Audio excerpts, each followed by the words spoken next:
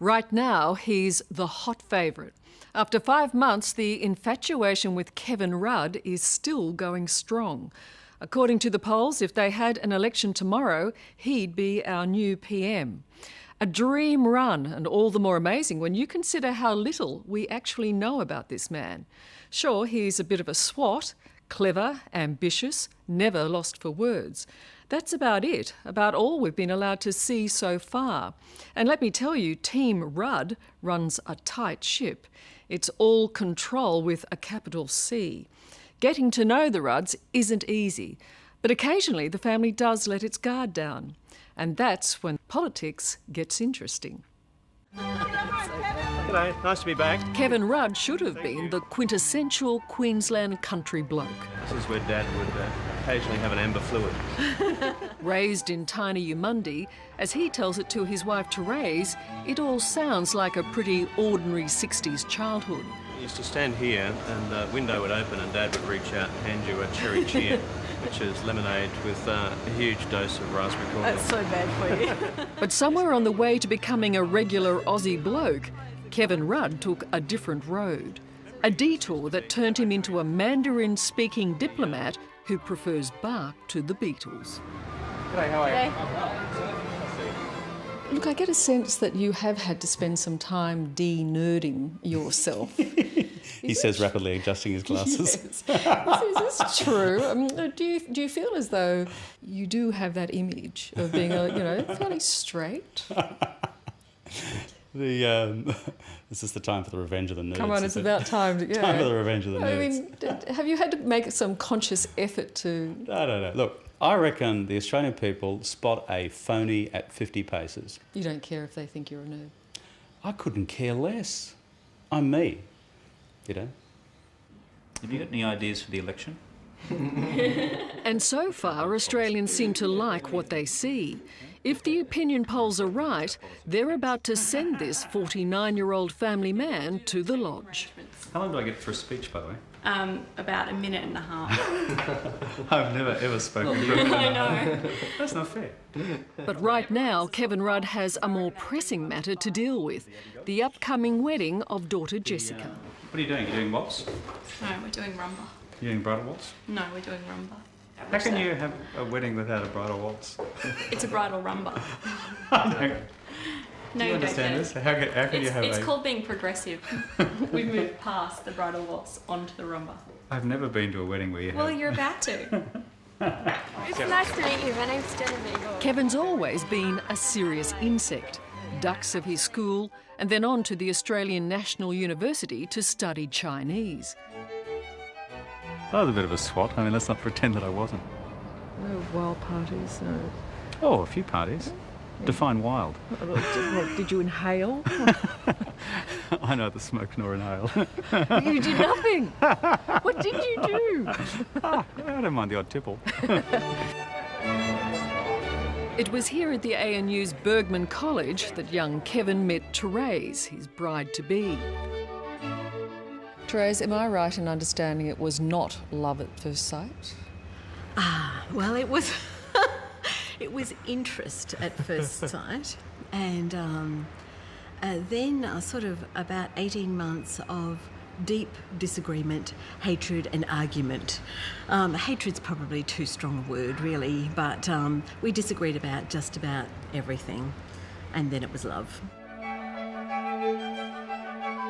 They've now been married 25 years and have 3 children. Jessica, who's 23, Nicholas, 20, and Marcus, 13. But nothing in Kevin's previous career as a diplomat and Queensland government bureaucrat matches the demands of running for Prime Minister. How stressful is it for relationships, politics? You've had 25 years together. I mean, you've had to work out a way for it to survive, I guess. So you have to be able to take the mickey out of each other, don't you? How do you take the mickey out of him? Let me count the ways. Good, let me have, just a little, just one. Just give me a hint. Will you? No. Kevin's not the only high achiever in the family. Therese owns a $175 million job placement company with more than 1,300 staff in 4 countries. And thanks largely to the Howard government's privatisation of job services, Therese's company receives millions of dollars in Commonwealth contracts. Your business does benefit from federal funding. Do you think you may face a conflict of interest if Kevin does become Prime Minister? What Kevin has said he would do is go and consult and seek the best possible advice, and I will then do whatever the advice is. So I'll do what's right for the country. So if the advice is that you really can't be in this business, that's a step you'll have to take. I think we'll cross that bridge when we come to it, if we come to it. Therese, you're a wealthy, successful businesswoman in your own right. Are you an asset or a liability for a Labor Prime Minister? I understand what business is, I understand how it works. So I think that's a positive for any possible Prime Minister, isn't it?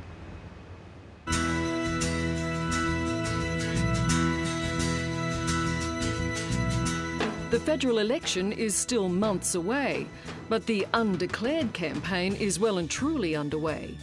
It's 6 a.m. in Canberra, and the only people awake are the cleaners and Kevin Rudd's election team.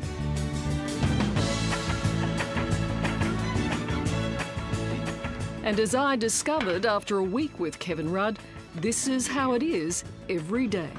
Okay, what do we got? 5 issues a day. Hicks obviously running hard in the telly. Stern actually is appearing pretty strongly. A schedule that runs at breakneck speed.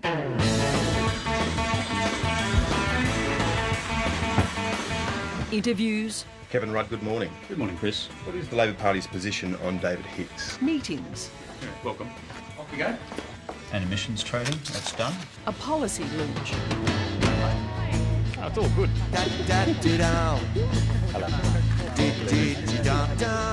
A chat with school kids. I'm Kerry. Everything planned, everything strictly controlled. Then take a seat, Jane. Except for this. Thank you very much, Mr. Rudd. Much appreciated sharing your knowledge with us. I'm sure you will gain something from it. And also, just quickly, every time you're on TV, which is quite funny, my mum says that she went on a couple of dates with you up at Nambour, she said. Her name was Kim Ovseef. Where do I hide? You did well. You're a gentleman by all reports. Yes, she did say that. That's terrific. That's good. Thank you, guys. Thank you very Say much. hi to your mum. And we'll just stop that right there. 1, 2, 3. Kevin copes, just. And then in a flash, the campaign wagon rolls on. Good Lord!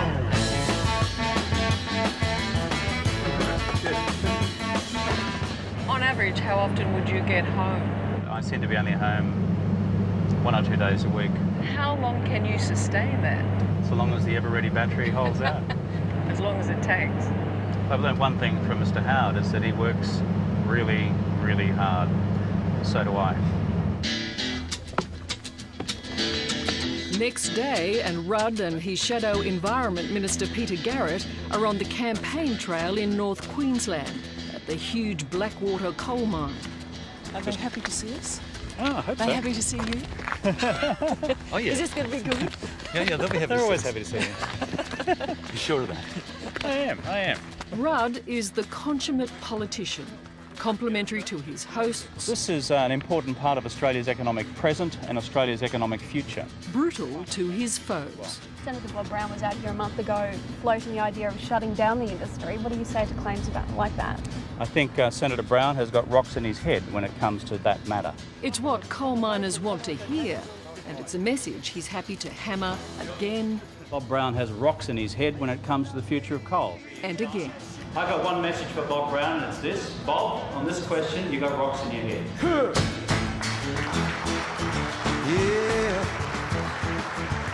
Rudd knows he's carrying a lot of baggage. The last time a Labor leader went to the polls, it was Mark Latham, who not only lost the election, but spectacularly lost the plot. Well, if you can organise yourself like Yeah, you want to get on the stick? civilised people. Well, you've got a bloke who was wanting to be the Prime Minister and you all got behind him. That's true. Who then declared that the ALP was a shit can. I think we're all left a bit gobsmacked about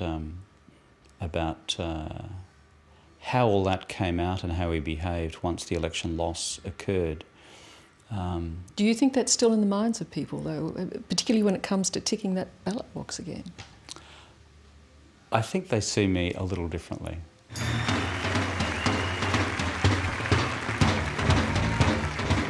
So far, Rudds had an unprecedented honeymoon for a new leader, although there have been several attempts to sully his character.